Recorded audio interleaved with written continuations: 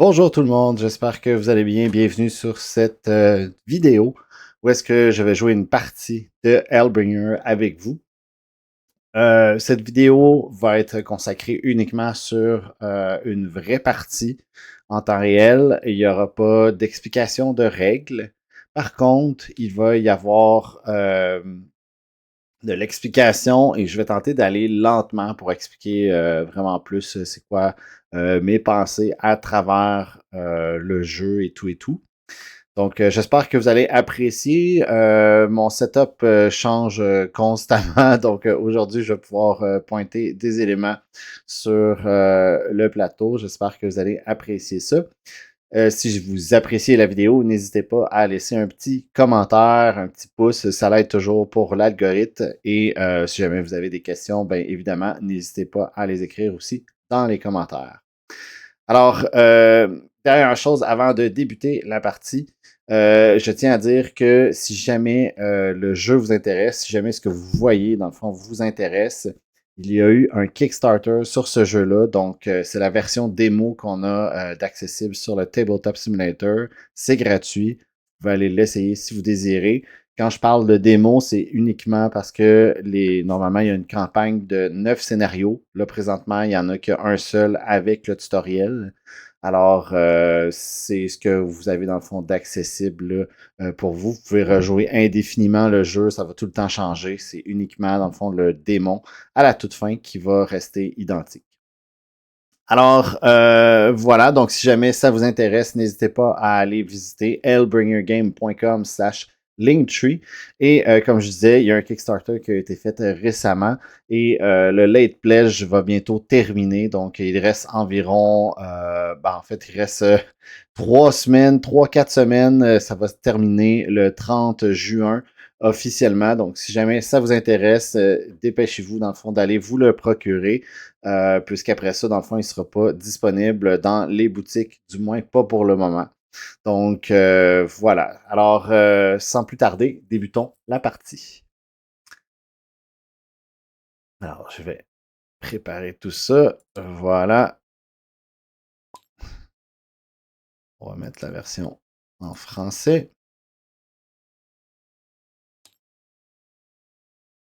Et je vais jouer une partie avec les deux extensions. Vous allez voir, lorsqu'on arrive sur le plateau, on a ce beau petit message. On peut faire le petit X en haut pour le fermer. Ça ici, on peut faire Don't Ask Again et faire OK. C'est la petite vidéo YouTube en haut qui charge. Et normalement, vous allez pouvoir, dans le fond, débuter la partie en pressant un des 3 boutons ici. Vous pouvez faire le tutoriel, c'est votre première fois. L'extension, c'est ce que je vais faire. Ou le jeu de base. Donc, dans le fond, on retire ces éléments-là ici. Ainsi que ça ici. Et ça ici. Donc, c'est les éléments qui sont ajoutés. Et j'oublie ici voyons, les portails. Bref, il y a quelques éléments qui sont retirés, mais mis à part ça, normalement, tout est normal. Donc, voilà. Alors, je pèse sur le bouton, ça va débuter. Il va y avoir une musique qui va démarrer. Par contre, j'ai pas le goût d'écouter cette musique-là. C'est la musique du jeu qui est disponible sur le site web. Donc, si jamais vous avez la version physique, vous allez pouvoir l'écouter. Moi, je vais me mettre un peu de musique qui vient de Diablo 4, Diablo 1 et tout ça mixé. Donc, vous allez voir juste en haut complètement à droite, vous avez le nom de la musique qui est en train de jouer si jamais vous l'appréciez. Alors, j'ai pesé, tout s'est placé automatiquement. Il me reste juste à sélectionner ma classe qui a eu des petits highlights dessus, ça l'a flashé. Et on va pouvoir sélectionner en fonction des cartes qu'on a en main ici. Et je dois juste placer lentement les 4 cartes de l'âne. Donc ça, c'est la seule chose qui ne se place pas automatiquement puisque, dépendamment de qu'est-ce que vous choisissez, ça se peut que l'âne ne soit pas disponible. Alors, il y a 4 cartes ici. Donc, on a tout ça à notre disposition.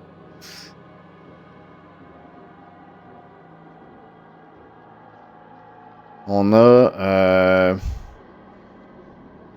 Un beau mix. Honnêtement, on pourrait aller druide, on pourrait aller guerrier avec l'amulette de force, on pourrait aller magicien. Donc, dans ce cas-ci, j'ai plusieurs éléments qui portent vers le druide. Donc, c'est ce que je vais jouer pour cette partie.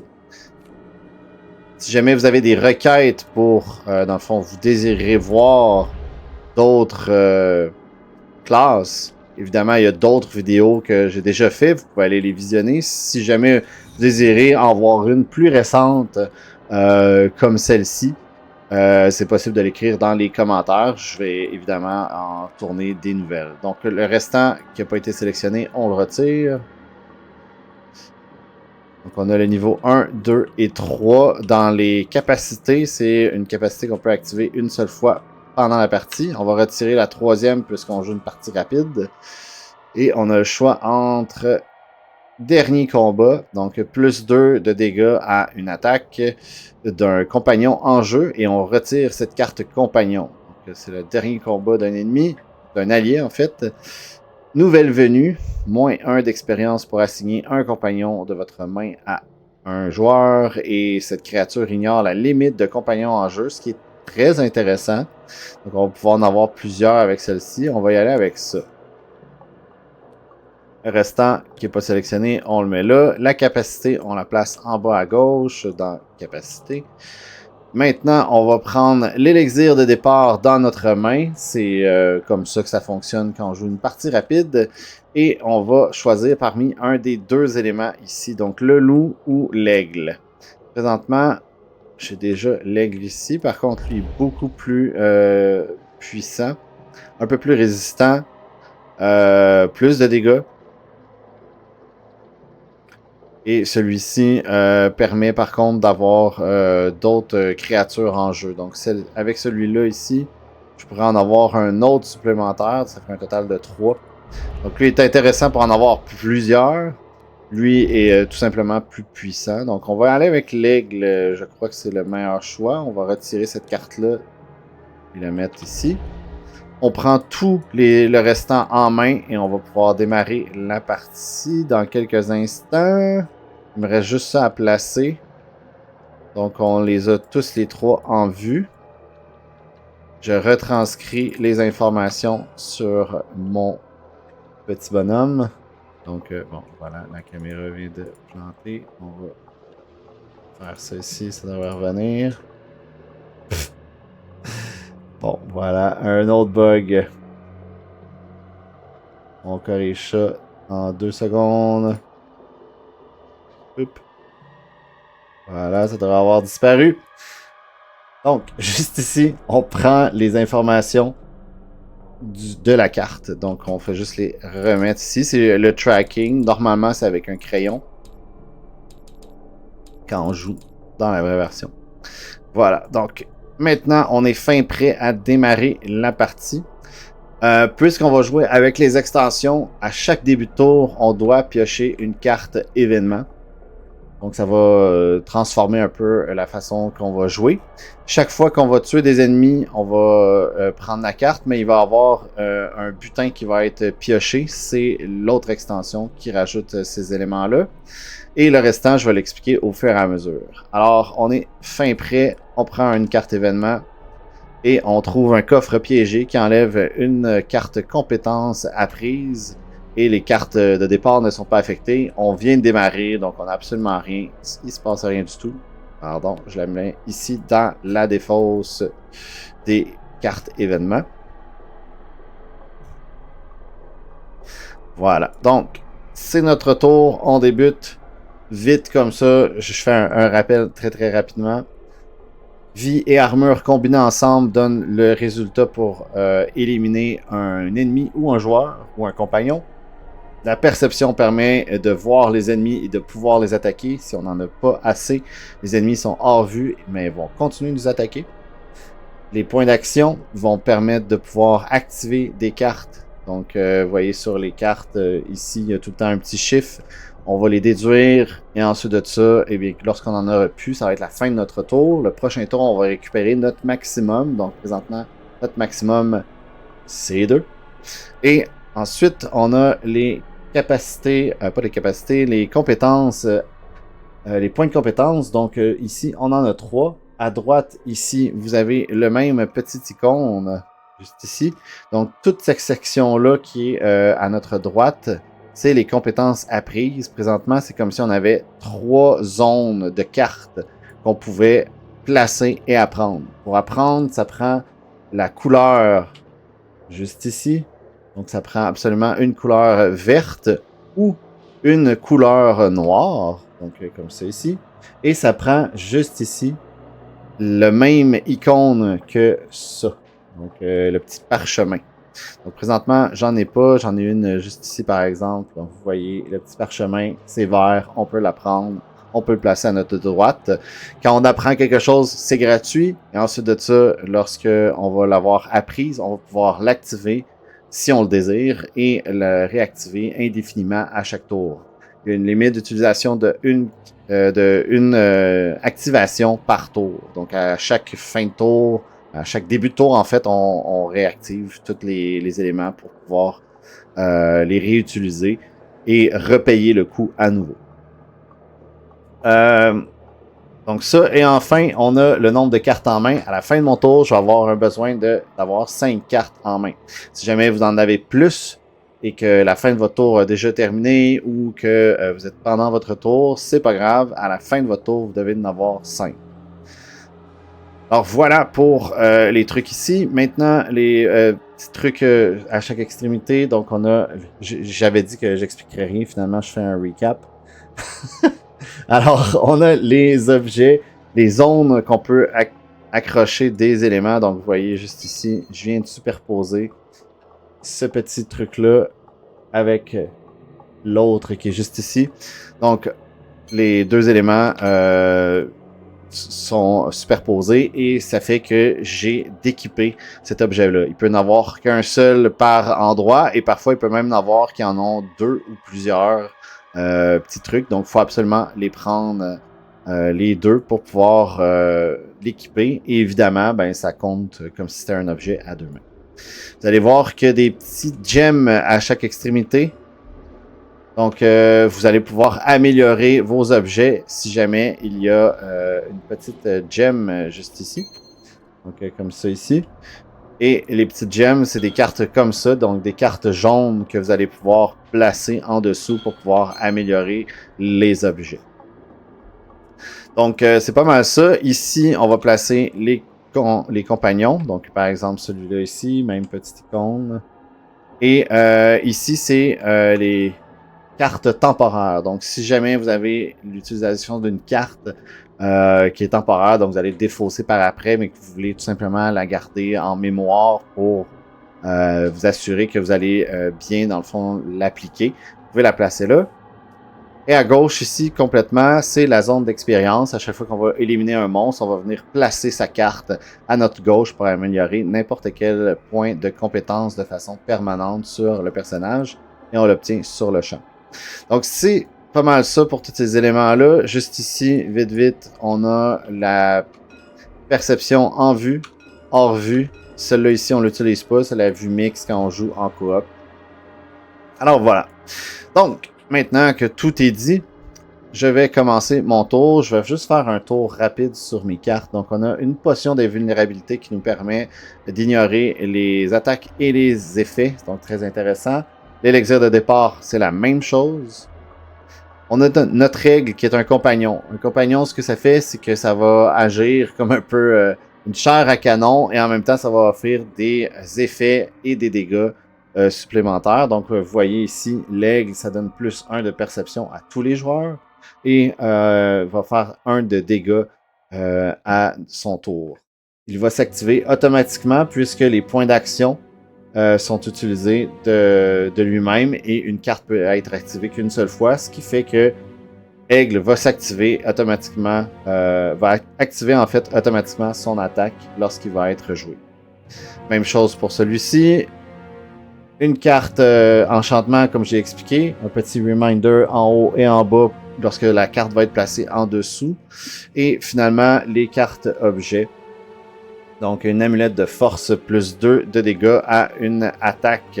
Présentement, j'ai rien, mais ça va être intéressant quand je vais avoir un objet pour pouvoir faire plus de dégâts. Donc, ce que je vais pouvoir faire va être de soit placer un aigle de 1 et l'amulette de force, ou placer l'aigle qui coûte 2, et après ça, tenter d'attaquer et d'éliminer un ennemi. Les ennemis, on a le crocodile, donc un total de 20 pour pouvoir l'éliminer. 1 de perception, on l'a en vue. Et ça ici, c'est des points d'action. Il y a des cartes qui sont utilisées et qui se réfèrent à ça. Normalement, sinon, ça veut rien dire. Les dégâts ou les effets. Dans ce cas-ci, il y a 2 dégâts. 2 dés rouges de dégâts. 15, 3, 2. 3 de dégâts de poison. Donc, les dégâts de poison sont un peu plus faibles que les dégâts rouges. Par contre, celui-ci est immunisé contre les dégâts de poison. Donc, si jamais j'en ai, ça fera rien. Et on a Chien de l'Enfer, un total de 15, 3 et 3 de dégâts. Donc, présentement, le plus fort, celui qui fait le plus de dégâts, le plus dangereux, c'est le Chien de l'Enfer. Donc, on va tenter de l'éliminer en premier. Et j'ai besoin d'avoir un total de 15. Donc, ce que je vais faire, je vais placer mon aigle ici. Je vais augmenter de plus 1 la perception parce que j'ai plus 1. Et je vais immédiatement équiper mon amulette de force. Et l'amulette de force me donne plus 2 à une attaque ou une attaque, dans le fond, à tous les ennemis. À une cible, à toutes les cibles.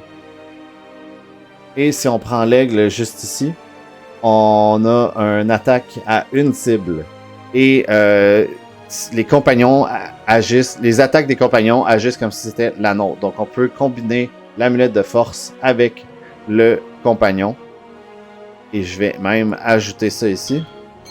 Puisque Venin Dragon coûte 0. Alors, ce que ça va faire, je vais aller chercher les dés. J'ai un total de 2 dés pour l'amulette, 1 pour serre et 2 pour le Venin Dragon. Et je combine tout ça ensemble pour faire une méga attaque contre le Chien de l'Enfer. Donc, je passe ça ici, ça va faire le nombre de dégâts. Et c'est un lancer parfait.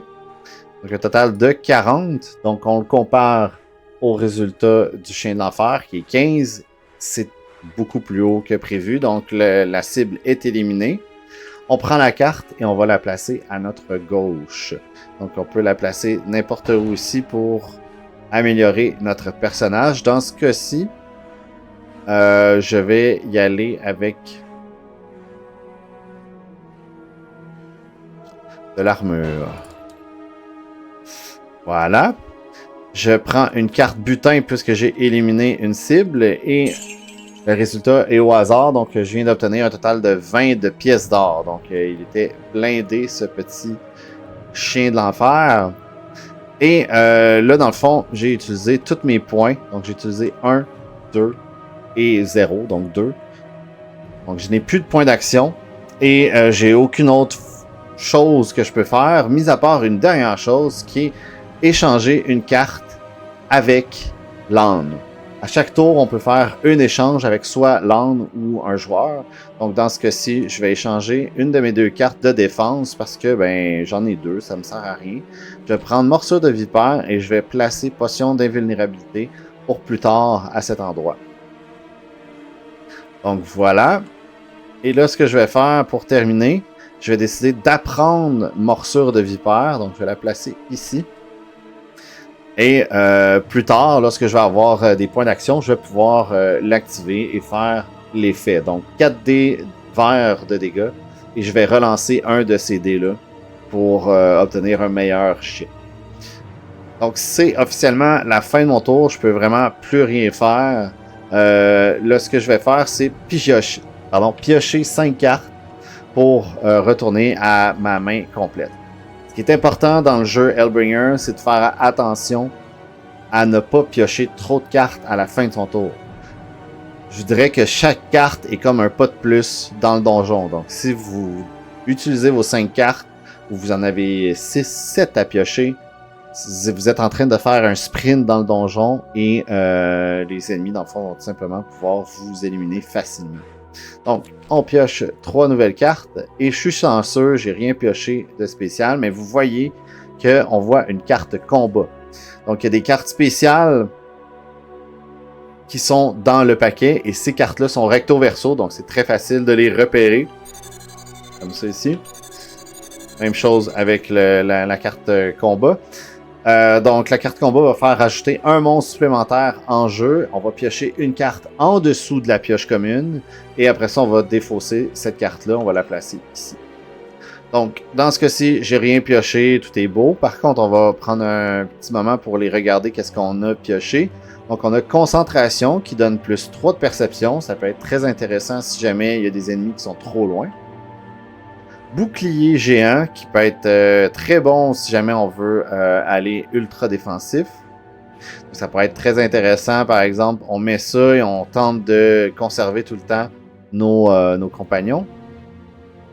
Et on a assimilation, qui va un peu à l'encontre du druide, mais qui est très intéressant. Donc, en gros, c'est qu'on dévore un des compagnons et on va le placer de façon permanente dans nos points juste ici. Donc, ça peut être très intéressant pour se booster et devenir beaucoup plus puissant. Par contre, on perd l'usage des compagnons, mais si jamais on est très puissant, et qu'on peut faire des dégâts autrement, ça peut être vraiment bon. Alors voilà, c'est la fin de mon tour. Maintenant, ça va être au tour des ennemis. Donc tous les ennemis en jeu vont agir en fonction du dé orange. On va le brasser, mais juste avant, d'ailleurs, je vais vous expliquer. On a touché au joueur, un raté et défaussé 2 cartes, et ça touche tous les joueurs. Un touché compagnon, et si jamais vous n'en avez pas, c'est directement au joueur. Et finalement, un toucher global. Donc, c'est les compagnons et les joueurs qui sont touchés. Tous les dégâts de tous les ennemis sont tous combinés ensemble et vont être comparés à ce qui va être touché. Donc, présentement, on a touché priorité compagnon. Donc, ça va être 2 dés plus 3 verts. On va brasser tout ça. Et le résultat obtenu, donc 25, va être comparé aux compagnons présentement parce que j'en ai un. Donc là, présentement, si je fais rien, l'aigle, malheureusement, va mourir immédiatement. Donc, je vais utiliser déjà mon élixir de départ pour le sauver. Donc, ça permet de faire ça. Un compagnon ou un joueur ignore les attaques. Bon, on va défausser cette carte-là, puisque c'est ce qui est indiqué dessus. Retirer cette carte lorsqu'utilisée. Et c'est déjà la fin du tour des ennemis, donc c'est vraiment pas long. On fait juste combiner tous les trucs. On applique les effets s'il y en a en premier. Après ça, on fait les dégâts. Et après ça, c'est normalement la fin de leur tour. Fin de leur tour, ça recommence avec les joueurs. Donc dans ce cas-ci, ça va être moi. Je pioche une nouvelle carte événement. Et on a Sanctuaire divin, placez Sanctuaire divin dans vos XP. Donc, c'est un point gratuit que je peux placer où je désire. Donc, je vais récupérer mon maximum qui est de 2. Et là, dans ce cas-ci, ben, je vais l'augmenter. Donc, je vais tomber à 3 pour démarrer mon tour. Tout ce qui est placé à la gauche est obtenu sur le champ. Alors, voilà pour l'effet. Donc, très content, on a découvert ça. Maintenant, j'ai joué une carte pour défendre mon aigle. Je vais piocher automatiquement une carte combat. Donc, ce que je vais faire, c'est tenter d'éliminer les 2 ennemis en jeu pour pouvoir me débarrasser de tout ça. Donc, je vais utiliser 2 points pour placer ça. Ça va faire 3 dés de dégâts à une cible. Je vais tenter d'attaquer Arachnid avec celle-ci. Pour un total de 20, ce qui est plus élevé que l'Arachnid. Donc la cible est éliminée et je vais placer ça à nouveau dans mes points d'action. Donc ça ici c'est joué. L'aigle, maintenant, je vais activer ça avec tous les éléments ici, donc comme on a fait tantôt. Et tout ça va aller automatiquement sur le croco. Et malheureusement, je n'ai que 10, donc ce n'est pas assez pour éliminer la cible. Et ça va se terminer ainsi. J'ai éliminé un ennemi, donc une carte butin. Normalement, on la pioche automatiquement, ce que je n'ai pas fait. Et je vais retirer mes 2 derniers points pour placer le bouclier qui me permet d'obtenir un total de 40 d'armure supplémentaire. Donc 10, 20, 30, 40. Et j'ai moins 5 de dégâts de poison lorsque je suis attaqué. Donc je peux sélectionner 5 dés de mon choix si jamais je suis attaqué. C'est très bon. Et ici, c'est si jamais j'étais paladin, j'aurais eu un autre bonus supplémentaire. Présentement, c'est pas le cas. Donc, voilà pour mon tour. Je vais devoir piocher des cartes. Est-ce que j'échange quoi que ce soit? Oui. On va aller chercher notre potion d'invulnérabilité au cas où. Et on va piocher 3 nouvelles cartes. Donc, vous voyez, j'ai 5 cartes, mais j'ai la carte spéciale, la carte combat, comme je vous disais. Donc, on va ajouter un monstre en jeu. On va piocher une carte pour remplacer celle-ci. Et on va retirer la carte combat. Donc, on a maintenant Omra, qui a 5 de perception. Donc, malheureusement, il va être dans la catégorie hors vue. Donc, pour le voir, je vais devoir augmenter ma perception pour le débloquer et l'avoir à ma portée pour pouvoir l'éliminer. Donc, c'est encore une fois le tour des ennemis. Encore un toucher au compagnon. Et là, j'en ai plusieurs, mais ils sont tous visés. Donc, j'espère que ça va être un lancer mauvais. Parce que sinon, je pourrais les perdre les deux. Et c'est un super lancer incroyable. Donc, malheureusement, je vais devoir me débarrasser de tout ça, à moins que j'en sauve un. Si je le sauve pas, je peux quand même faire des dégâts, mais...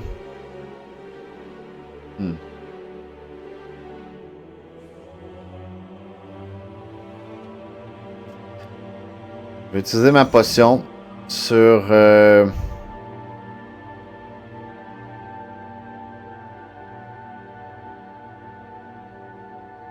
importe. Sur celui-ci, tiens. On va sauver l'aigle le plus faible, mais c'est pour la... c'est pour la perception qu'elle me donne. Donc, sinon, j'étais à 2 de distance pour l'élimination de l'Omra. Donc voilà, encore une fois, fin du tour des ennemis. Aussi rapide que ça. On pioche une nouvelle carte et on a un sarcophage piégé. Malheureusement, on doit se défausser. Une carte. Oh, d'ailleurs, j'avais ça ici. Ah ben dans ce cas-ci, attends une minute. Je vais juste faire ça.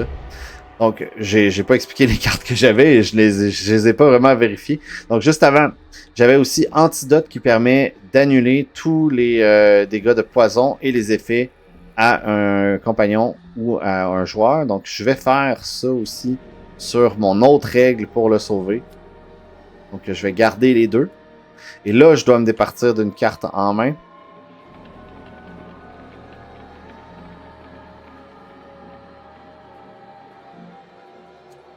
On va enlever l'anneau du savoir. Et là, c'est mon tour. On récupère un total de 4. Donc, 2 ici et 2 de mon personnage. Ça fait un total de 4. Et là, on va attaquer.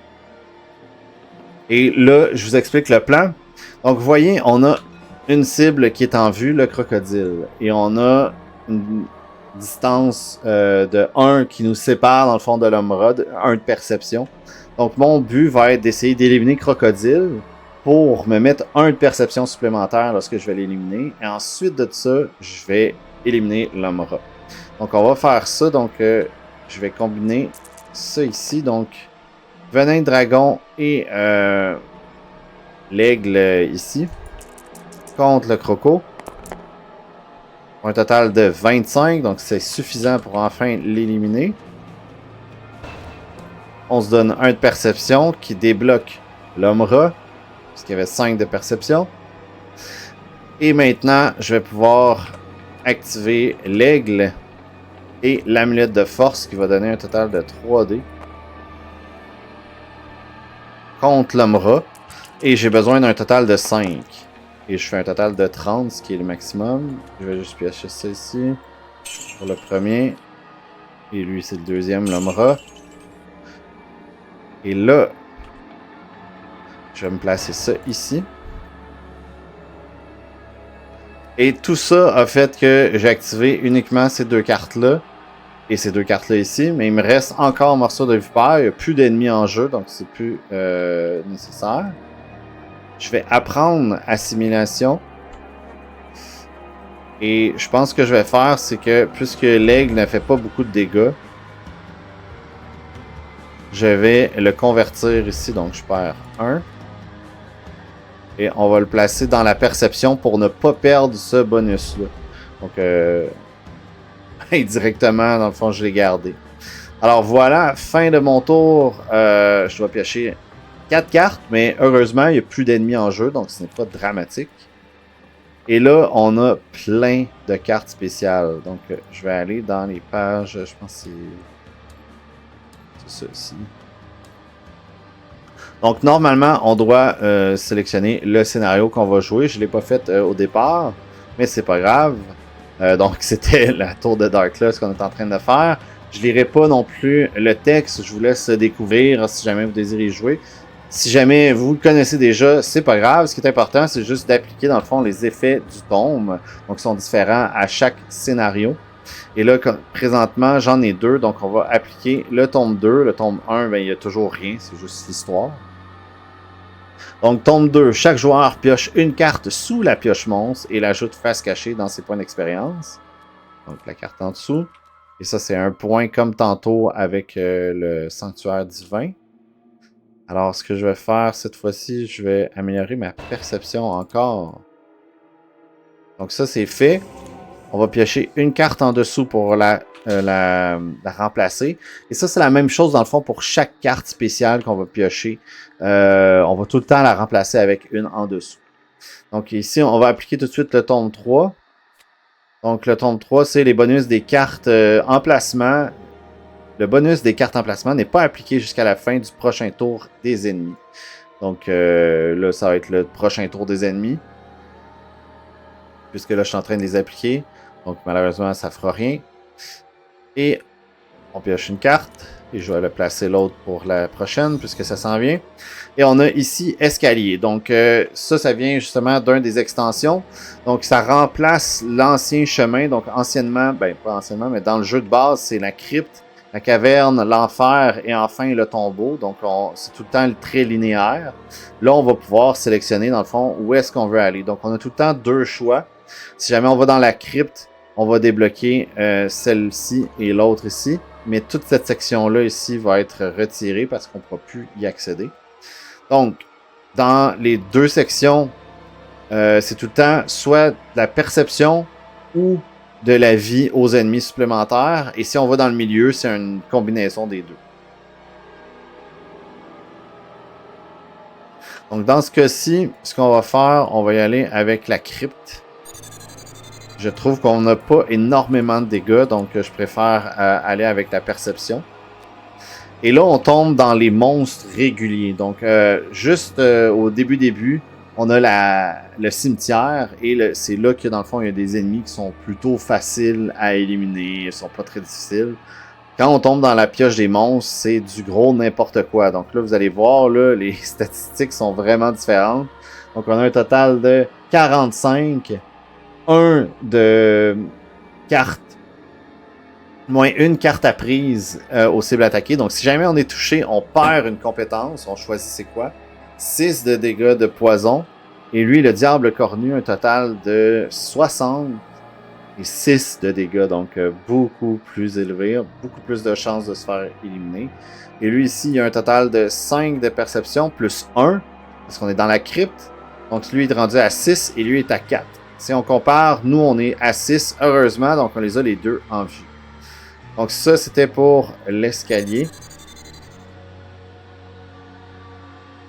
Et on va piocher la carte qui la remplace.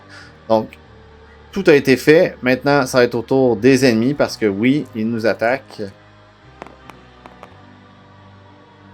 Et on est chanceux. C'est un raté défaussé de cartes. Qu'est-ce qui se passe? Tous les attaques et les effets ne sont pas calculés. Mais on doit défausser 2 cartes de notre main. Donc, divination qui donne une carte supplémentaire en main, mais qui permet en plus de relancer un dé à une attaque à la fin de chacun de nos tours.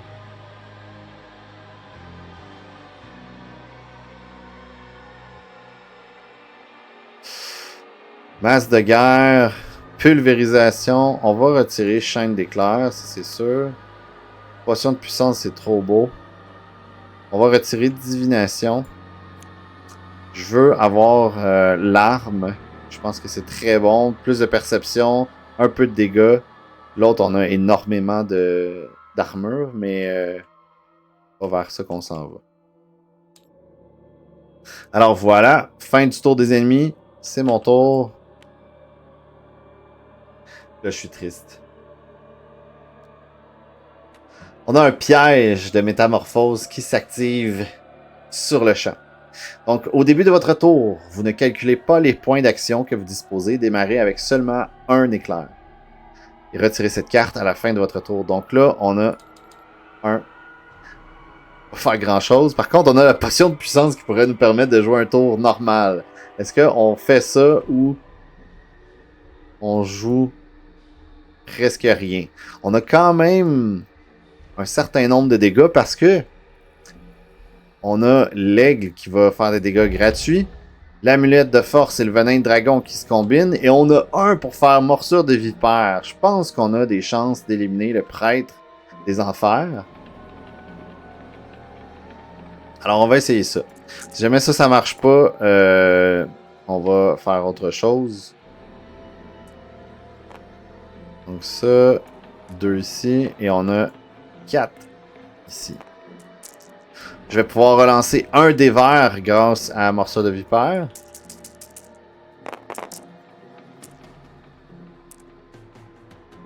Donc un total de 50. Et il y avait 45, donc on est chanceux. Il vient d'être éliminé. On va piocher un ossement. Et là, je vais devoir vous expliquer qu'est-ce qui se passe. Ça, c'est triste. Donc, ossement. Défaussez une carte de votre main. Lors de la phase d'achat, piochez une carte marchand pour chaque moins d'un d'ossement. Ça veut dire que temporairement, on perd une carte, mais plus tard, on va obtenir un objet qui peut être beaucoup plus fort parce que les objets du marchand sont quand même très puissants.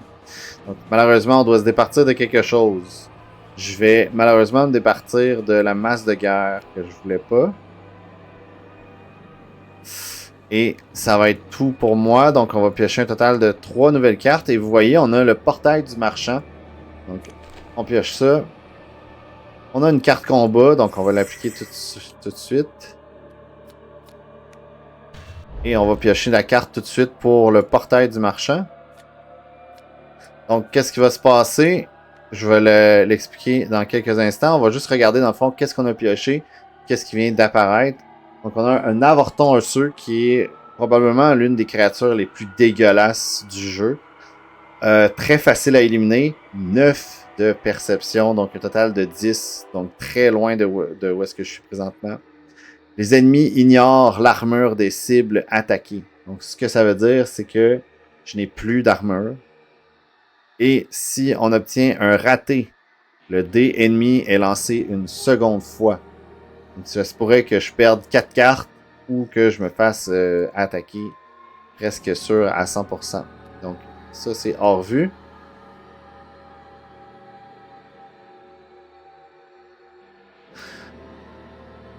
Bon, allez, ça, c'est mort. Maintenant, j'espère que je vais pouvoir survivre. On va voir qu'est-ce qu'il va y avoir. Peut-être que ça va me permettre de survivre. Donc, portail du marchand. Ça l'active la phase d'achat. Donc, on vire 3 cartes ici. Et on va regarder dans le fond chacune de ces cartes-là. Donc, Voilà, puis tout le reste, on l'a déjà appliqué. Donc, on a Pacte de sang qui donne plus 10 de vie supplémentaire aux compagnons en jeu. C'est très bien. Arme létale qui donne des dégâts supplémentaires à une attaque avec un objet sur le rouge. Et une visière de combat qui permet d'obtenir plus de défense, de vie et de perception. Les deux sont très bons ici. Par contre, je n'ai pas d'arme et la visière remplacerait mon enchantement et mon amulette. Donc, c'est pas vraiment très bon. Par contre, on a tout ça d'argent. Donc, lorsqu'on est en phase d'achat, qu'est-ce qui se passe? On a plusieurs options. On peut acheter au coût de 20 cette carte-là, 30 cette carte-là, 40 cette carte-là, vous voyez juste ici. Et on peut acheter la carte sur le dessus, donc quelque chose qu'on n'a aucune idée c'est quoi, pour 30 aussi. On peut échanger les ossements si on désire, donc c'est ce que je vais faire tout de suite. Donc ça pour cette carte-là. Donc on a un talisman de protection, plus 25 d'armure et moins 6 de dégâts de poison lorsqu'on est attaqué. C'est très bon, mais comme j'ai dit tantôt, j'ai quelque chose d'autre dessus. Donc, ce qu'on peut faire enfin, c'est retirer 2 cartes de notre main, peu importe lesquelles, pour piocher une carte butin. Donc on vend dans le fond des trucs en espérant avoir une carte butin qui pourrait donner plus d'argent. Dans ce cas-ci, je vais me départir de talisman et bâton de sorcier. Et malheureusement, ça a juste donné 5 d'or. Donc c'est pas grave, au total j'ai 40, 50, 60, 65 d'argent. Donc, je vais prendre celle-là ici pour 20. Et je vais me prendre une autre carte sur le dessus. Qui malheureusement n'est pas très bon. Et les cartes d'or, on va les replacer juste ici. Donc, elles sont toujours placées à notre gauche et non dans notre main. Ça compte pas comme des cartes. Alors voilà, c'est la fin du marchand puisque j'en ai décidé ainsi. Par contre, c'est vrai, j'ai oublié une dernière chose avant que ce soit officiellement terminé. On peut échanger autant de cartes qu'on désire avec l'âne et avec les autres joueurs. Donc on peut aller chercher des cartes. Et c'est ce que je vais faire juste ici. Je vais prendre ça. Et le restant, ça m'intéresse pas du tout. Donc voilà. On va récupérer ça. Maintenant, ça va être autour des ennemis. Et là, ça peut faire très mal. J'espère que ça va pas être trop pire. Compagnon, très chanceux. 5, 6, 7 dés de dégâts. Un maximum de 70, moyenne d'à peu près 35. 35. Et j'ai un total de 30 pour mon petit bonhomme. Donc, malheureusement, il va se faire éliminer. Adieu, petit aigle. Mais au moins, ça me sauve la vie. Si jamais c'était joueur, probablement que je serais mort. À 35 de dégâts, j'avais rien pour me défendre. Donc, très chanceux. Maintenant, c'est à mon tour. Une nouvelle carte. Plus une carte sur la pioche commune. C'était un baril. Et là, évidemment, on a la carte qui va nous permettre de survivre. Alors... ce qu'on va faire, c'est qu'on va placer notre elfe ici. Donc, d'ailleurs, ça fait un petit bout que j'ai pas fait le tour, là, donc je vais juste refaire le tour rapidement. Potion de puissance qui donne plus 3 de points d'action supplémentaires pendant notre tour. Pulvérisation qui est super fort. 4 de dégâts, plus 3 si on a au moins 7 de points d'action. Et c'est le maximum, dans le fond, de points d'action et non la quantité qui nous reste en jeu. Elfe, c'est plus 3 de perception et plus 3 de dégâts. Et en plus, ça nous défend. Donc c'est pour ça que je veux le placer rapidement. Hors de contrôle. Si votre maximum de points d'action est supérieur au point des ennemis, un ennemi en vue, celui-ci attaque un autre ennemi en vue ou hors vue. Donc si jamais on a 7... Exact. Si jamais on a 7, on va pouvoir utiliser le diable cornu et faire attaquer celui-ci vers Avorton osseux, ce qui pourrait, dans le fond même, nous permettre d'éviter d'utiliser quoi que ce soit. Par contre, il nous manque 2, mais si jamais j'utilise la potion de puissance, on pourrait faire ça. Je pense qu'on va faire ça, parce que même avec l'elfe, malheureusement, je le débloque pas parce que il y a le +1 de la crypte qu'il faut pas oublier. Il y a un total de 10. Si je place l'elfe, ça fait juste 9. Alors, c'est ce qu'on va faire. Je vais placer ça ici. On va la prendre, c'est vert. Ensuite, on va... voyons. On va faire ça ici. Je me demandais qu'est-ce que je faisais. 1, 2, 3. Donc, maintenant, -2. Et notre maximum est supérieur. Donc, ce que ça fait, c'est que on va faire lui attaquer lui. Donc, un total de 6 dés. Donc, un total de 30 de dégâts. Donc, l'avorton osseux a été éliminé par le diable cornu. Et on gagne la carte.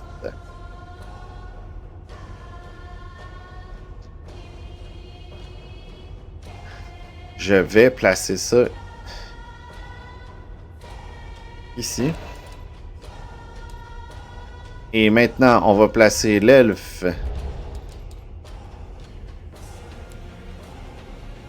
Donc, 3 de perception supplémentaire, c'est parfait.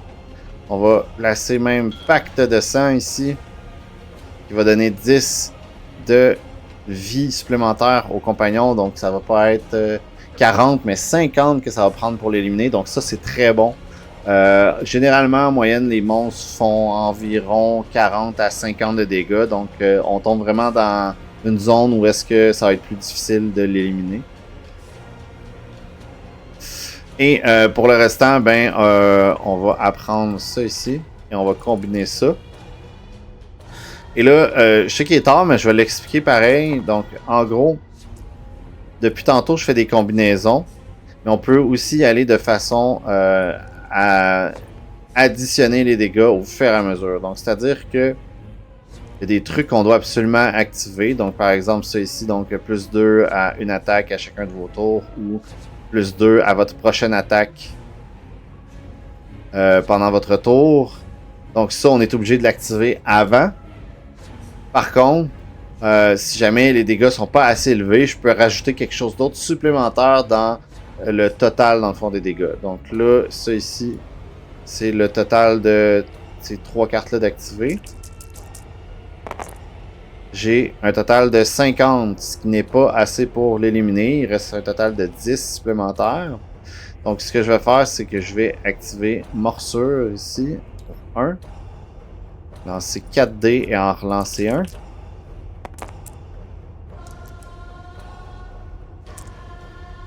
Un total de 65. Donc 4, 5, 6, 6. Donc parfait, il est éliminé. Donc une carte butin pour l'autre carte de tantôt. Et une autre carte butin supplémentaire pour celui qu'on vient d'éliminer.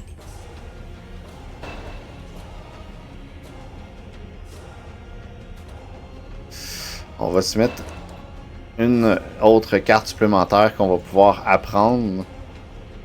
Et c'est la fin de mon tour. Je vais piocher un nouveau 4 cartes. Et là, on a escalier et combat. Donc là, on descend, mais il va y avoir 3 ennemis en même temps. Ça va pas être le fun. Pioche 2 cartes pour les remplacer. Un monstre pour la carte combat. Il va y avoir 2 monstres pour la descente. Donc c'est toujours 2, 2, 3, puis le démon. Donc, on a le choix d'aller dans la caverne qui va donner 2 de perception supplémentaire ou mine qui va augmenter dans le fond de +5 de vie et +1 de perception. Donc un petit peu plus difficile à éliminer. Mais on commence à avoir beaucoup de dégâts là, avec tous nos éléments, donc on va y aller avec mine. Donc cette section-là est retirée, on ne pourra plus y aller. Et les monstres sont... Vipère des cavernes, 35, 6 de perception, 7 avec le bonus. Donc ça fait pas 35 mais 40. 3, 4, 45, 3 de perception. Et celui-là il est spécial, on va le lire après. 55 et 5. Donc, ils sont tous OK. Par contre, vous voyez qu'il y en a un qui a un effet spécial. Donc, lui ici. Moins un objet sur le vert. Si jamais on est attaqué. Donc, on perd notre bouclier géant. Et lui ici a 5 de petits éclairs. Et le texte est le suivant. Les ennemis ayant un point d'action inférieur. Voyons, je vais le lire comme il faut. Inférieur à 5 sont considérés hors vue tant que l'élémentaire d'air est en jeu. Donc, il faut buter lui pour buter les autres en arrière. Voilà. Fin de mes cartes piochées. Tour des ennemis. Toucher aux joueurs. Je prépare les dés. Tout ça ici. Et juste avant, on perd notre merveilleuse affaire ici. Donc on va perdre 40 d'armure. Malheureusement, j'ai rien pour me défendre de tout ça.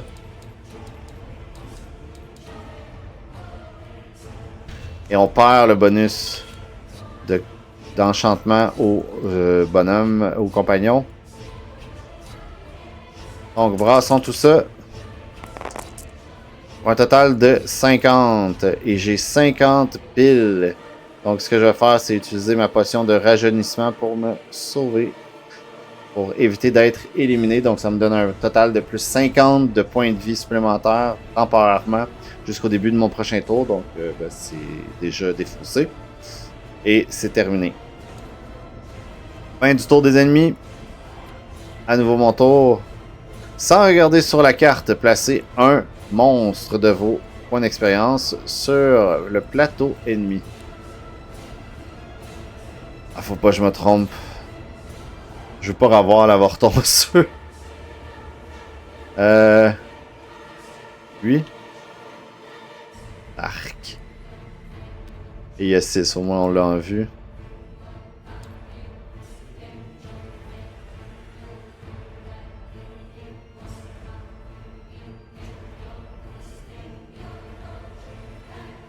« 5, 6, 7.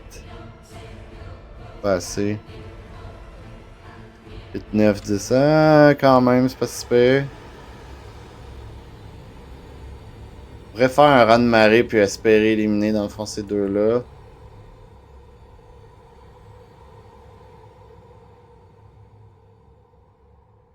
Ou je fais explosion en chaîne. Et j'attaque Diable cornu. Et Colosse de magma.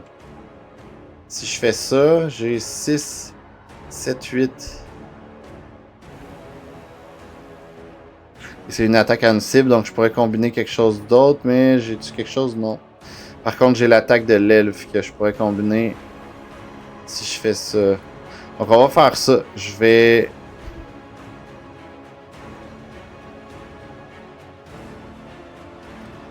retirer ça. Donc on peut... Encore une fois, il est tard. Mais on peut retirer des cartes apprises pour pouvoir les remplacer avec une nouvelle. Pour la défausse, tout simplement. Donc, je viens d'apprendre Explosion en chaîne et là, je vais l'utiliser sur le champ. Donc ça fait un total de 6 dés. 4, 5, 6, plus 2 pour mon amulette de force qui permet d'augmenter les dégâts de n'importe quel type d'attaque. 2 pour le venin. Et l'elfe qu'on va rajouter. Donc on va vraiment combiner le tout pour espérer éliminer le diable cornu. Donc allons-y, on a besoin d'un total de 65. On a 75 donc. S'il y a au moins 3 ennemis en jeu, répétez tous les dégâts faits à cet ennemi, à un second ennemi en vue ou hors vue. Donc on va buter le diable et Colosse.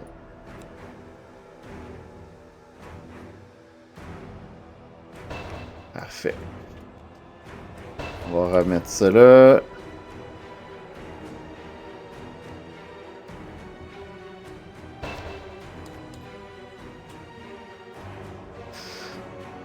Ok, et là, il va falloir prendre ça. Et comme je le disais au tout début, il va falloir faire attention de ne pas aller trop vite. Je pourrais défausser par exemple la cuirasse, puis repiocher 3 nouvelles cartes. Mais le problème si je fais ça, c'est que j'ai plus de chances de descendre encore, prendre un autre combat et empirer dans le fond la situation. Donc on va y aller très lentement, on va en piocher que 2. Et on est chanceux de ne pas piocher trop d'éléments. Donc c'était au tour des ennemis, ils ont eu un raté, donc on va défausser des cartes. Je vais défausser Choc Sismique et Météore. Et Météore? Ceinture d'écaille, tiens. C'est à mon tour. Plus 1 sur la défausse commune. Malheureux. Allez, j'ai 7. On va refaire la même chose. Donc, on va y aller avec ça ici. Et toute la même combinaison. Et cette fois-ci, on va faire élémentaire d'air et vipère de caverne. Un total de 80. Voilà. Donc, un ossement, on va devoir se départir de quelque chose. On va y aller avec la cuirasse ici.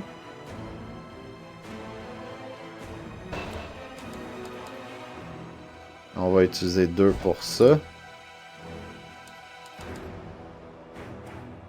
Et on va avancer. Il n'y a absolument plus rien. On va y aller avec 4 nouvelles cartes. Donc, un tome et portail du marchand. On va placer le tome là, l'appliquer. Chaque joueur pioche 2 cartes sous la pioche commune et en sélectionne une. L'autre est défaussée. Oh!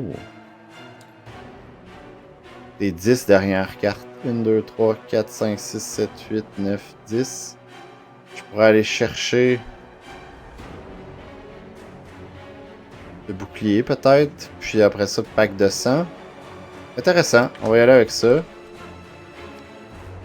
Et le portail du marchand. Donc, on connaît la routine. J'apprécie. Potion de frénésie, très bon aussi. Armure cloutée aussi, très bon. Mais on a notre armure est meilleure parce que la perception est très très bonne avec elle. Donc, qu'est-ce qu'on achète et qu'est-ce qu'on a? On a 2 cartes. Un poignard et la cape du tracker. Et poignard est très bon pour nous. Et le tracker, c'est un peu la même chose que tunique, mais encore plus fort. Par contre, ça coûte 5 à placer. Donc c'est un tour qu'on perd pour ça, mais après ça, on n'a plus jamais de problème. Alors, qu'est-ce qu'on a? 10, 35, 40 ici. Est-ce qu'on peut réutiliser quelque chose d'intéressant? 4, 5, 6, 7. 14 dés pour 6, qui est quand même très bon.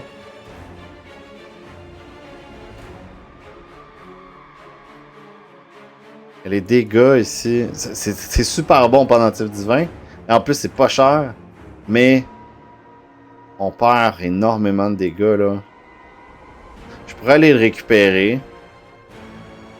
Là, ça va faire beaucoup de choses à récupérer si je fais ça, donc. Je vais acheter la potion de frénésie, ça c'est sûr. Donc 10, 20, 30. Et le restant, qu'est-ce que je fais?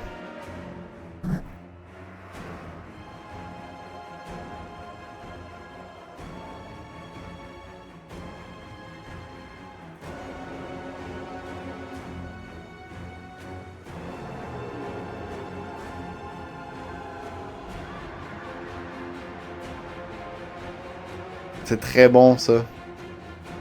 Avec le poignard. À la place de Pilar, là.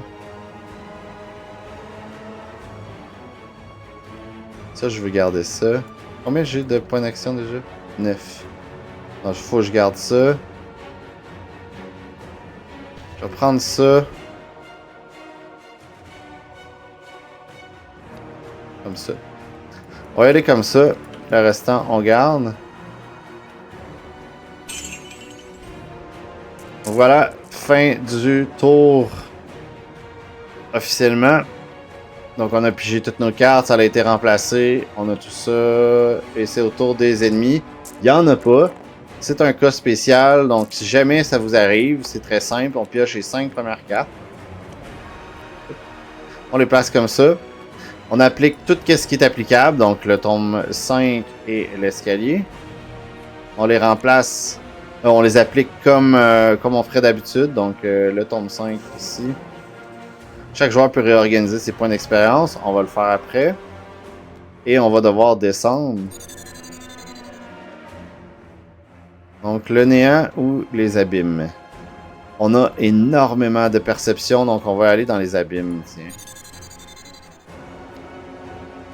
Et là, parmi les 5 cartes qu'on a eues... D'ailleurs, je vais juste mettre ça ici. Parmi les 5 cartes, on peut en choisir un. Chaque joueur peut en choisir un. On a Flèche de glace qui fait des dégâts, qui coûte 1. 3 de dégâts, c'est bon. Tir rapide qui fait un total de 5 parce qu'on a 5 de cartes en main. C'est pas mauvais. Mais c'est pas super. Pétrification qui permet d'éviter dans le fond un effet d'un ennemi en vue ou hors vue. Très intéressant. Golem qui est pour nous. Et la corne de brume qui nous sert à rien. Donc on va y aller avec le golem. Tout ça c'est placé ici. Et là on a ça ici qui vient d'être dévoilé. Donc on a le diablotin. Si on est touché, moins 2 de compétences apprises. Et il y a un total de 10 de perception. On a 12, donc on est correct. Minotaur, 75 de résistance. 80 avec les abîmes. Moins une carte en main lorsqu'on est attaqué. Et la gargouille, un total de 58 de perception. Moins 20 d'armure lorsqu'on est touché. Voilà. Alors là, j'ai énormément de cartes.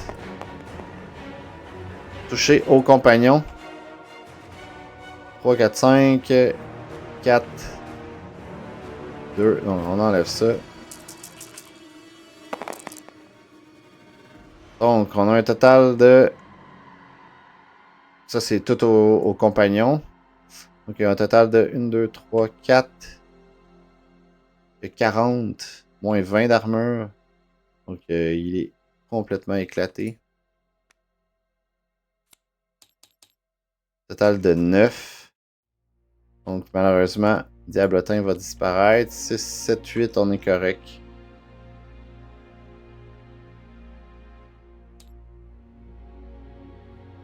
Voilà. Donc, fin du tour des ennemis. À nouveau mon tour. Plus un autre monstre. Oups. Donc, on va passer ça là. Et merde. Incubus. Total de 12 de perception. C'est celui qui a le plus de perception. Et il fait quand même des pas pires dégâts. Par contre, sa vie et son armure est nulle. Donc, au moins, il y a ça. Et j'ai totalement oublié, mais on pouvait réorganiser nos points. Par contre, là, il est trop tard, donc je vais le skipper parce que là, je triche un peu si jamais je fais ça. Ok, donc. Est-ce que je peux aller chercher quelque chose? J'aimerais ça avoir de la perception pour au moins débloquer à 12, 8, 9, 10, 11, 12, ça serait 3.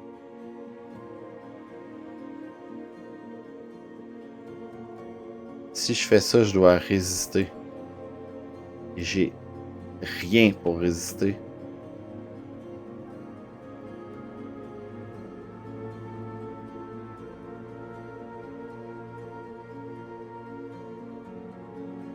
Ah.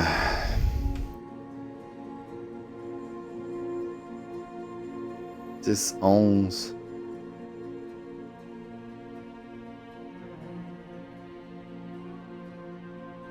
Est-ce que je peux aller chercher quelque chose? Donc, une compétence, objet ou...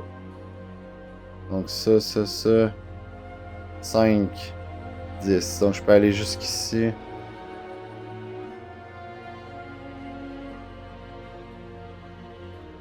Ah, on va faire ça. Ok. Mon plan, c'est d'utiliser Pileur. Ah non, c'est vrai, je peux pas l'utiliser sur le champ. La carte récupérée ne peut pas être utilisée, échangée à partir de votre prochain tour, donc je peux pas le faire. Ah, caca. Ok. Euh...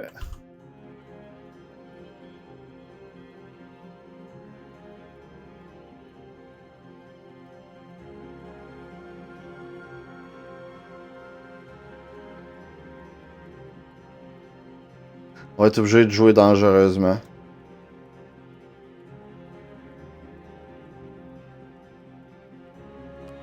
Ok, on enlève ça.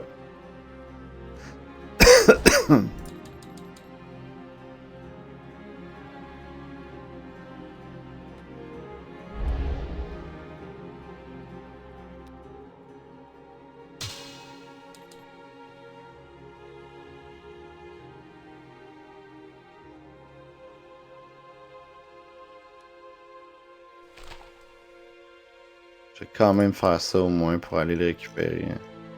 Ça ici. On va aller chercher ça. Je peux pas utiliser. Ça, c'est défaussé. Et on va virer ça ici. Donc, je fais juste activer nouvelle venue. Je réexplique, là, j'y allais pas mal de ce que je me rappelle. Donc, moins 1 de points d'expérience. On va enlever ça ici.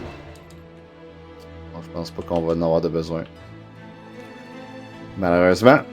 Alors, moins 1 point d'expérience pour assigner un compagnon de votre main à un joueur. Cette créature ignore la limite de compagnon en jeu du joueur et aucun point d'action le placer.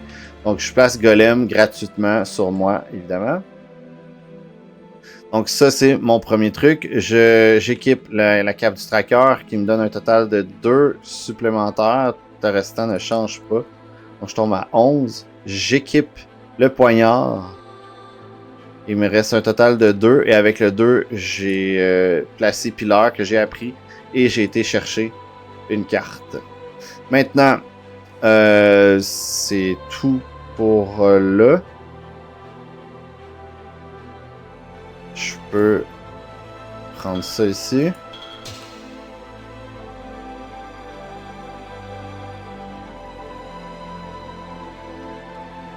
Je vais défausser ça.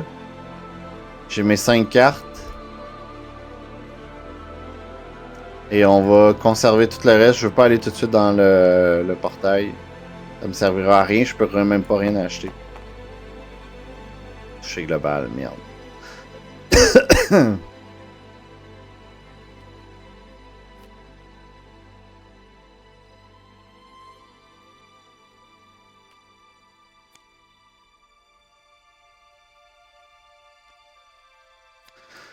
Donc, j'ai une paire de 2 compétences à cause de Diablotin. Et là, une carte en main et moins 20 d'armure. Donc, au total, lui, il a 25. Et moi, j'ai 25. Et je vais me faire défoncer la gueule. Ça va être la fin de la partie, malheureusement. Donc, on a joué avec le feu. Et malheureusement, ça n'a pas porté fruit. Donc, ça ici. Ça et 2. Total de 70. Donc malheureusement, le golem est éliminé. Et j'ai absolument rien, je crois, pour me défendre. Malheureusement, non. Donc, c'est la fin de la partie. Par contre, pour la vidéo, dans le fond, je vais continuer pour essayer de me rendre jusqu'au maximum. Si jamais je remeurs une deuxième fois, ça va être vraiment la fin. Mais pour le besoin, dans le fond, de cette vidéo-là, je vais continuer. Mais ça vous montre quand même une idée de comment ça se joue. Et dans le fond, ce que j'aurais peut-être pu faire pour éviter. Donc au début, j'ai utilisé toutes mes cartes pour défendre, dans le fond, mes compagnons, alors que j'aurais peut-être dû en laisser au moins mourir un, puis garder une carte en soutien pour plus tard. Ici, je voulais jouer avec le feu parce que si jamais je survivais à cette attaque-là, donc mon golem, par exemple, se faisait éliminer, et non moi, Et lui, en plus. J'aurais pu faire une bonne attaque pour tenter de les éliminer. Donc, en gros, ce que... Et là, on recommence. On revit des morts. Alors, ce qui serait passé, c'est rien pour mon événement. Et j'aurais utilisé, dans le fond, le choc sismique. Donc, on l'a pas vu vraiment, mais toutes les cartes peuvent être utilisées par n'importe quelle classe. Donc, vous voyez ici, ça c'est brun. Normalement, c'est le guerrier. Et ça peut être activé.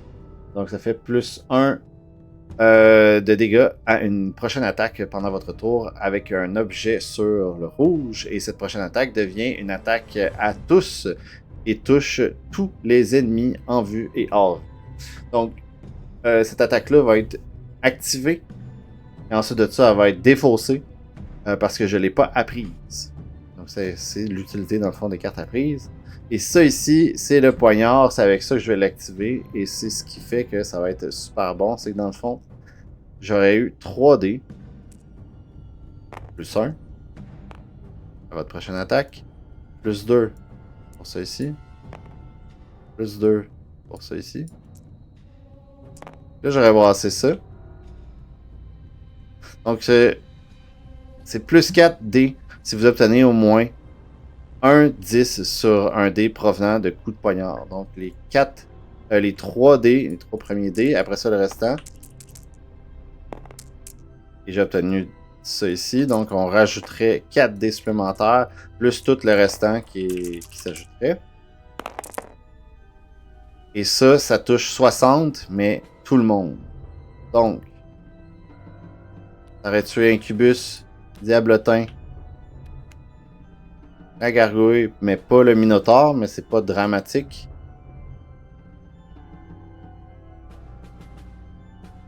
Et là, j'aurais utilisé quoi?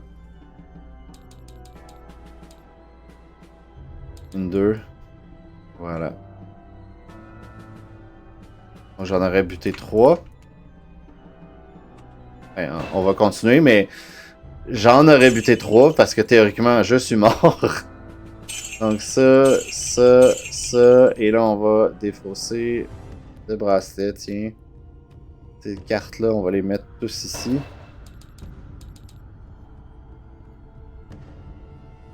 Et là, les dégâts des attaques à tous versus une attaque à une cible ne peuvent pas être combinés ensemble. Donc, tous ces dégâts-là, 60 n'est pas recombiné à nouveau pour tenter d'éliminer cette cible-là.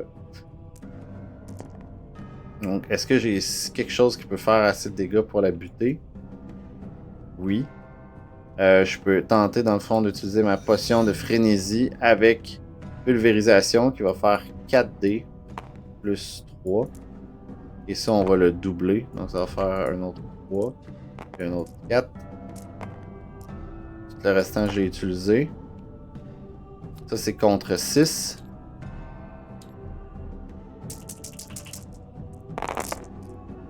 Pour un total de 95. Donc, le Minotaure est éliminé. Yes, sir. Donc, on va placer ça ici, comme ça. Et là, je vais piocher ça. 5 cartes. Donc, portail du marchand qu'on va activer sur le champ. Et on va avoir une descente. Donc, je vais piocher tout de suite mon autre carte.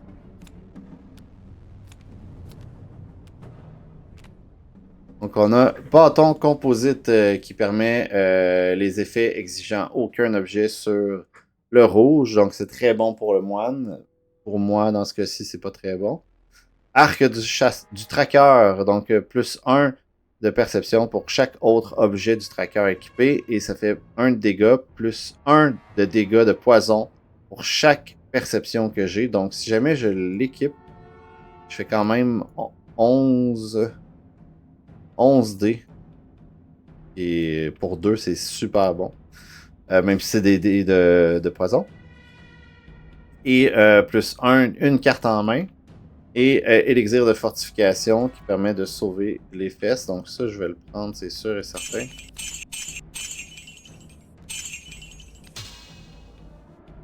Donc on a une hache de guerre qui fait des dégâts en fonction de la vie. On a 25, donc c'est pourri pour nous.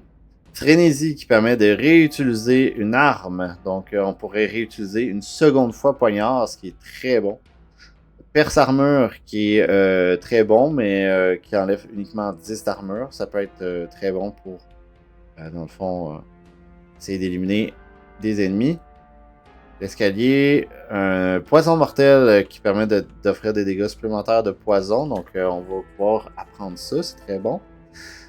Alors, 20, 30 et 40, et ça nous permet juste d'acheter ça ici. On applique ça. Et là, on choisirait où est-ce qu'on va. Donc, le tombeau plus 4 de perception ou plus 10 et plus 2. Pour éviter, dans le fond, de devoir faire plus de dégâts. On va pas prendre le mausolée. On va tout simplement aller au tombeau. Et, je vais juste retirer ça. Voyons. Bon, le tombeau. Bon, et il va se placer en dessous complètement. Bon, le tombeau. Donc, plus 4 de perception. Donc, il va avoir un total de 4, 5, 6, 7. Et ça fait apparaître l'ennemi. Et on pioche une carte. Et c'est la fin de notre tour. Ça va être au tour de elle. Si on regarde ses effets, donc elle a un total de 100 au total de points de vie à obtenir. Et ce cube ne peut pas être éliminé si la carte démon mage noir est en jeu. C'est pas le cas. Moins 2 d'expérience aux cibles attaquées. Donc si jamais on est touché, on va perdre 2 points d'expérience, ce qui est très dégueu. Alors on va voir qu'est-ce qui va se passer. Donc c'est un touché. Et pour éviter de perdre des points, je vais utiliser déviation que je vous ai pas fait lire juste ici, mais voilà. C'est un joueur ou compagnon ignore les attaques et les effets, puis rediriger la moitié des dégâts totaux à un ennemi en vue ou hors vue. Donc on va la rediriger à elle, mais évidemment ça ne l'éliminera pas, à moins qu'elle fasse un lancer presque parfait.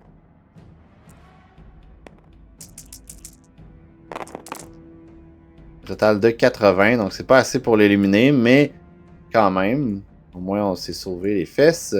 Et là, c'est à notre tour, moins une carte en main, on va enlever ça, ça ne nous sert à rien de toute façon. Et là, ça commence. Donc, on peut y aller all-in et faire juste Armageddon, perdre 2 compétences apprises et faire 25 dés de dégâts. Ou on peut faire Poignard avec tous les bonus. Morceau de vipère, pulvérisation, perce armure, frénésie, poison mortel et possiblement même conviction, tout ensemble pour tenter de l'éliminer. Par contre, les démons sont un peu spéciales, donc ils ont une phase A et une phase B. Donc, vous voyez ici. Donc, l'ennemi est fâché et devient de plus en plus puissant. Et vous voyez juste ici, on a un effet instantané, donc on perd un point d'expérience dès qu'on la rencontre en phase B, donc c'est chiant. Plus de dégâts et on perd un point d'expérience à chaque fin de tour des ennemis. Faire très attention à ça aussi. Et évidemment, un peu plus... un peu loin. Elle a un peu plus d'armure versus la phase A. Bon, allez, alors, on va faire ça, puis on va garder le grand coup final d'Armageddon pour la toute fin, si on réussit à se rendre jusque-là. Donc, on va utiliser ça temporairement. Même, en fait, non, on va désapprendre ça. Équiper ça. Équiper ça. On va utiliser Frénésie uniquement pour cette fois-ci. Donc, ça va nous permettre, pour 2 points, de réutiliser Poignard. On est rendu à 4, 5, 6, 7, 8. Et tout le reste n'est pas besoin d'être activé. Est-ce qu'on peut aller chercher une carte? Non. Peut-être. On va aller chercher Inferno aussi. Et faire ça temporairement aussi. Donc malheureusement, on n'aura pas le bonus parce que ça nous prend au moins 6 de points de compétence, mais on va quand même faire un total de 4 dégâts supplémentaires. Bon, allez. Donc, les dés, on va tout de suite faire ça ici et ça ici. Ça, c'est les coups de poignard. Si on a un 10 sur chacun des deux paquets, on n'en a pas, donc on n'a pas grand des points supplémentaires. Ah, merde, je les ai tous changés. J'ai aucune idée qu'est-ce que c'était. Je sais juste que ça n'a pas donné. J'ai aucune idée, je pense que c'était ça. 20, je pense. Donc, 20 pour ça. Le restant. Donc, 3, 2, 2, 4, 4, 5, 6, 7.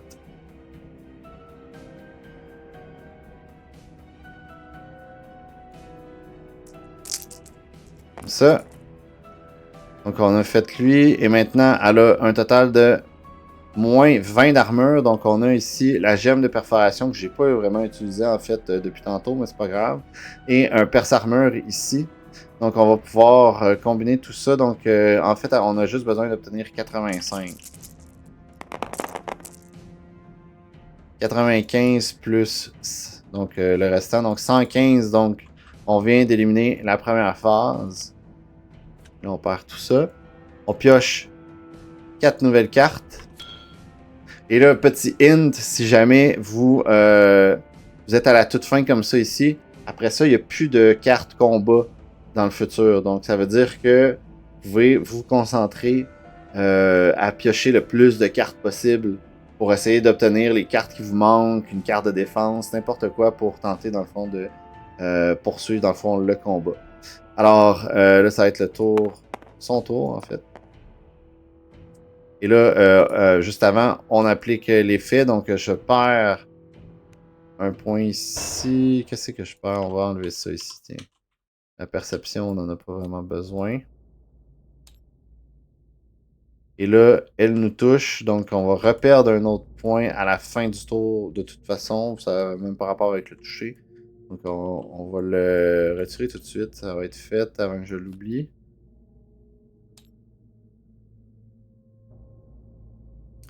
Et donc, 5. Je vais copier des dés là, pour pas tout reprendre ceux-là. Un total de 70. Donc, évidemment, si je fais rien, je suis éliminé. Je suis à 55, 95.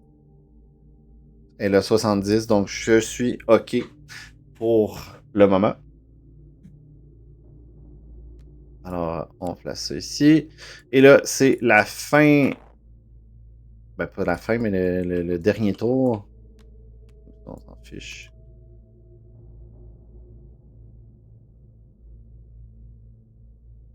Bon, allez. Donc, si on fait ça, on peut combiner en plus. Allez, allons-y. Donc, on active Armageddon. Donc, ça va faire un total de 25 dés. Donc, 5, 10, 15, 20, 25. Donc, ça, c'est Armageddon. On va devoir défausser 2 compétences apprises. Donc, on va y aller avec pulvérisation et morsure de vipère. Et enfin, il nous reste 2. Mais on a ça aussi à ajouter. Donc, on a 3 pour lui. 2 pour celui d'en dessous. Un autre 2 pour celui-là. Et un total de 3 dés. Et si jamais on l'a, on va lancer ça en premier. On obtient un autre 4. Ça prend un 10 sur n'importe quel de ces dés-là. On l'a. On va rajouter ça ici. Alors, un total de moins 20 d'armure. Donc, on a besoin d'un total de 95 pour l'éliminer. Je pense qu'on doit être correct. Donc, imaginez, là, on fait Armageddon, donc une explosion de feu qui fait des dégâts de poison. Et on la poignarde pour terminer le tout. Donc, on va l'éclater. Un total de 220 de dégâts. On a besoin de 95. Donc, la succube est officiellement éliminée. Et on remporte le scénario. Donc, c'est la fin du premier tome. Et évidemment, ben, il n'y a plus rien à faire sur cette partie-là. Donc, on a fait le scénario 1 qui était la tour de Dark Lust. Et évidemment, dans le fond, il y a tous les autres scénarios, les 8 autres, pour un total de 9, comme je disais. Donc, on a la succube, dragon rouge, roi liche, dragon noir, seigneur du sang, ange déchu, démon primordial, abysse et le fameux mage noir qu'on doit éliminer. Donc, voilà. Si jamais, comme je disais, vous voulez l'essayer, c'est disponible sur le Tabletop Simulator. Il y a un lore complet du jeu de disponible. Donc, vous pouvez voir juste ici, là, on a la carte, dans le fond. Là, évidemment, elle est coupée en deux, là, mais sur le livret, ça va être sur la même page. On a toute l'histoire, on a un tutoriel pour vous expliquer vraiment comment ça fonctionne, le jeu. Et enfin, ben là, le scénario qu'on a fait avec tout le texte. Et c'est audio narré. Donc, c'est-à-dire que si je vais sur Internet, que je vais sur hellbringergame.com/ et là, je vais tenter de vous montrer. Oups. Ça ici. Donc, si on va sur hellbringergame.com/web app, vous allez avoir ici l'application web. Donc, juste ici, si par exemple, je paye sur marchand, évidemment, ça a mal loadé. Ou ça veut pas. Et voilà, il vient de charger. Ça arrive des fois. Donc, on peut écouter la musique. Donc, on prend notre téléphone, on s'en va sur l'application web, on paye sur play, on la ferme, ça va continuer de jouer. Et on a les scénarios juste ici. Donc, si jamais on jouait à la tour de Dark Lust, on a le scénario complet qui est en audio narré. Pour le moment, c'est tout en anglais. Si jamais vous espérez, dans le fond, avoir la version en français, ça va venir. C'est juste qu'il y a quand même des gros frais, dans le fond, liés à ça pour tout ce qui est la narration. Alors, j'ai fait celui en anglais parce que c'était le plus mon coup de cœur. J'ai tout le temps préféré les éléments en anglais, mais ça, c'est mon goût personnel. Mais aussi parce que ben, je veux le faire connaître et la langue anglaise est plus adéquate dans ce cas-ci. Mais bref, c'est dans les plans que je puisse traduire tout ça en français avec d'autres personnes, d'autres doubleurs qui sont expérimentés là-dedans. J'ai fait affaire avec un doubleur qui est ultra professionnel. Je suis vraiment heureux du résultat. Juste, vous pouvez toutes les écouter si jamais vous voulez juste écouter l'histoire. Pour pas spoiler, évidemment, je vous dirais de ne pas le faire. Mais pour vous montrer vite, là, juste une voix, je vais montrer l'ange déchu. Si jamais vous vous rappelez de Tyrael dans Diablo, c'est pas pareil, mais c'est très similaire. Angels of old, beings of holy light and benevolence, whose existence predates written history itself, and whom many think of as myth and... Donc comme ça ici, et on a même des voix. Attendez. C'est pas lui. Attendez. Je pense que c'est Land de Frostburn. Ouais, c'est ça.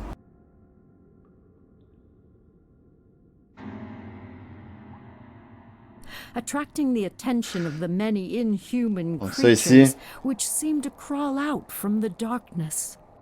ça ici, c'est la voix de Glynis Tolkien.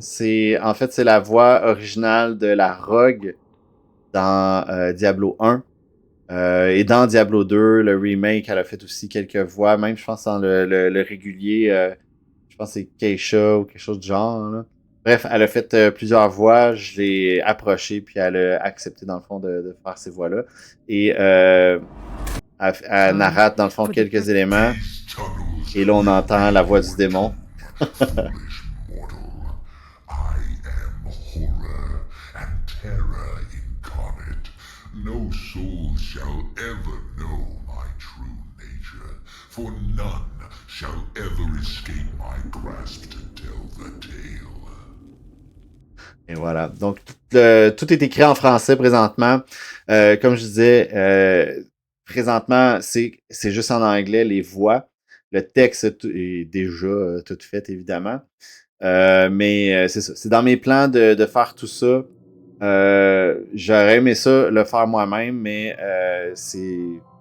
je l'ai fait en anglais et j'ai eu vraiment beaucoup de difficultés. Peut-être que je serais capable de le faire plus en français. Mais c'est ça. Je vais voir qu'est-ce que je peux faire.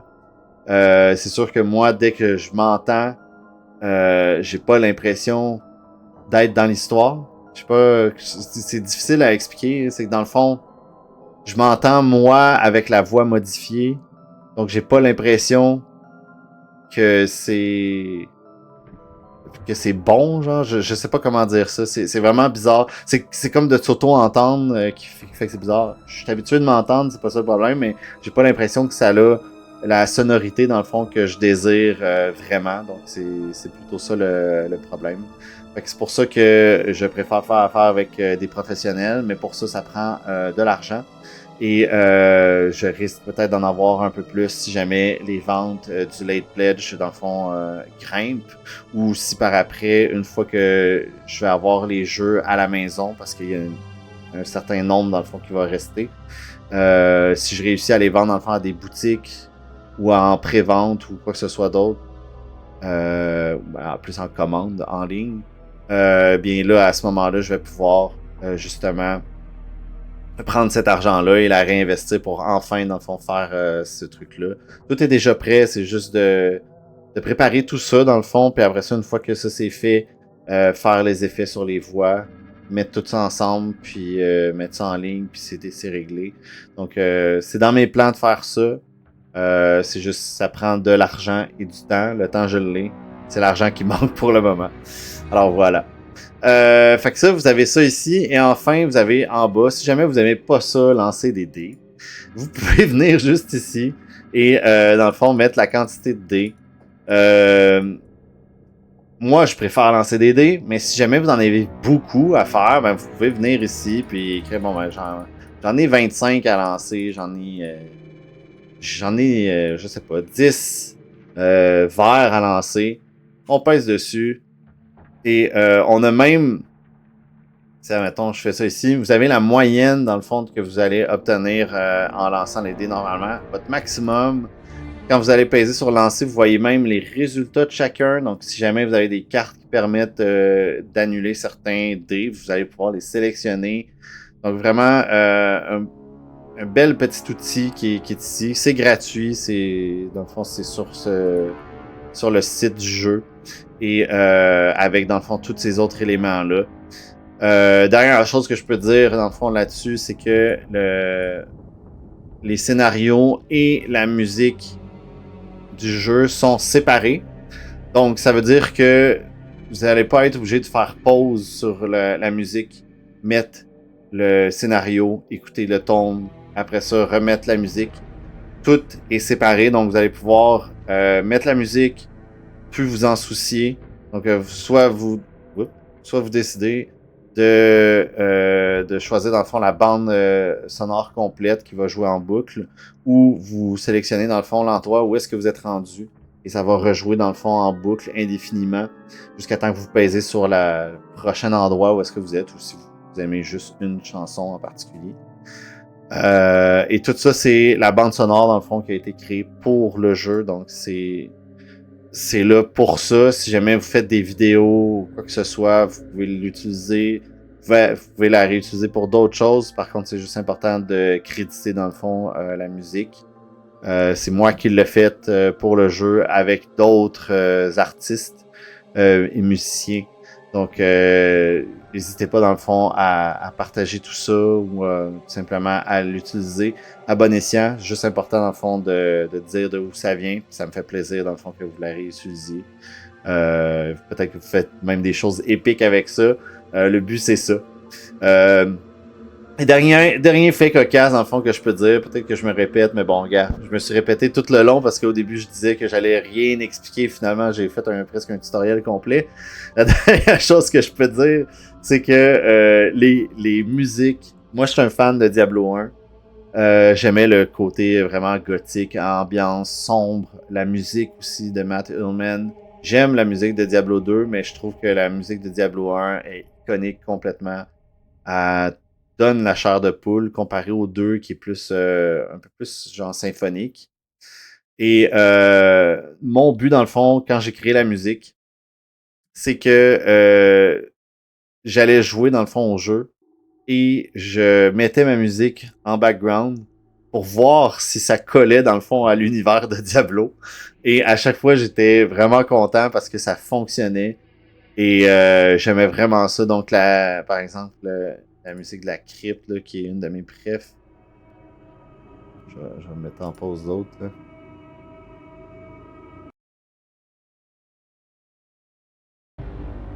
Voilà. Merci.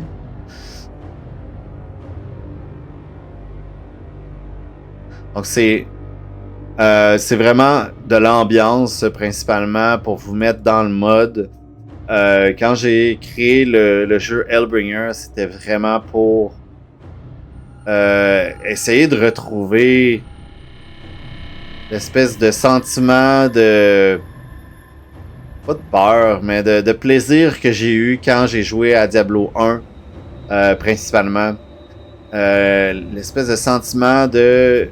ça va super bien, puis à un moment donné, il y a trop de monstres, puis là, c'est comme on est encerclé. Est-ce qu'on est capable de se défendre? Est-ce qu'on est capable de les éliminer? Oui, non. Puis après ça, il se passe qu'est-ce qu'il y a à se passer. C'est vraiment ça, dans le fond, que j'ai essayé de reproduire à travers tout ça.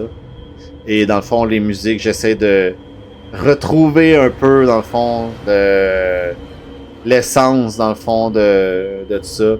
Par exemple, la campagne, le début est presque une copie conforme de la musique de la cave dans Diablo 1. Donc évidemment, après ça, ça change. Mon but, c'était pas de copier Diablo. Je vais vous faire écouter vite vite. Je vais arrêter de parler, sinon je l'entendrai pas.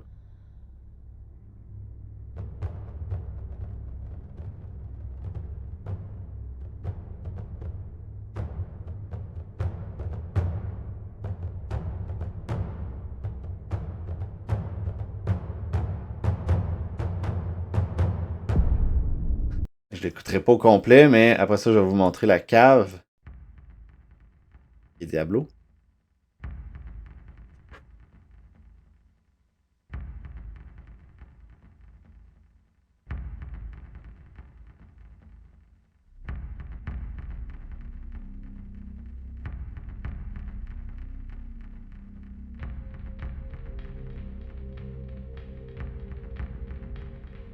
Et après ça, ça continue. Je ne ferai pas jouer au complet, mais vous voyez qu'il y a comme vraiment une similitude au début. Donc, beaucoup d'éléments du jeu, dans le fond, qui sont inspirés de Diablo.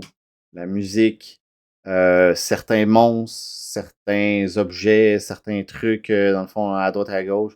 Le lore, beaucoup.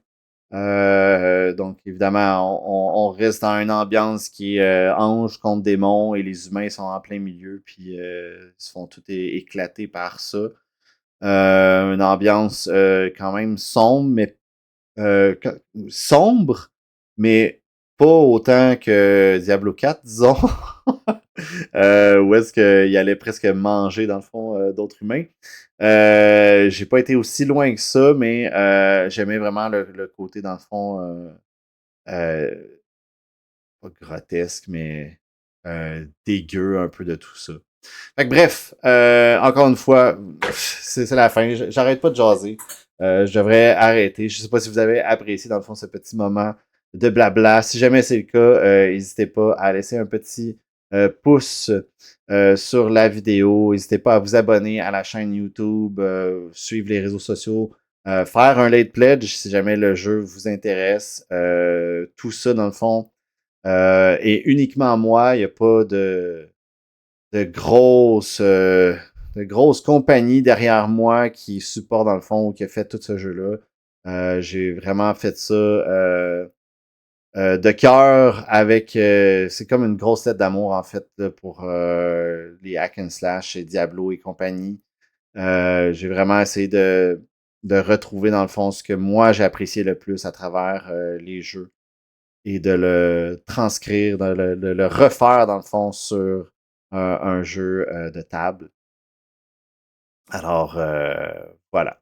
Fait que ça fait le tour de tout ça, de cette petite partie-là et du gros blabla. Alors, merci beaucoup d'avoir regardé la vidéo au complet, si vous l'avez regardé au complet. Merci d'avoir suivi la partie sur le Tabletop Simulator. Évidemment, j'ai été éliminé, mais j'ai fait la partie jusqu'au complet pour vous montrer, dans le fond, c'était quoi une partie complète malgré tout. Si jamais on était en coop, on aurait pu continuer si jamais un des autres joueurs avait été toujours vivant. En solo, c'est plus difficile, ça c'est sûr et certain, puisque ben on n'a qu'une seule chance et après ça, ben malheureusement, c'est terminé. Donc, par contre, il y a plus de monstres quand on joue, comme dans Diablo, et qu'il y a d'autres joueurs qui se joignent, les monstres deviennent de plus en plus puissants. Donc, bref, il y a énormément de similitudes avec tout ça. Je vous ferai pas la topo, tout ça. Je suis en train de faire la fin. Je continuerai à vous parler de tout ça si jamais ça vous intéresse, ou même de faire une vidéo où est-ce que je fais juste parler de ça. Si jamais, encore une fois, ça vous intéresse, n'hésitez pas à le dire. Ça va me faire plaisir de faire une petite jazzette avec vous. Donc, sur ce, je vous dis un énorme merci. N'hésitez pas à aller sur Hellbringer Game, voyons, hellbringergame.com/linktree. Vous avez tous les liens pour les réseaux sociaux, le Kickstarter, le Late Pledge, whatever. Tout est là, donc n'hésitez pas à aller visiter ça pour joindre ce que vous désirez. Donc, sur ce, un énorme merci d'avoir été avec moi et moi, je vous dis à une prochaine vidéo. Allez, bye bye.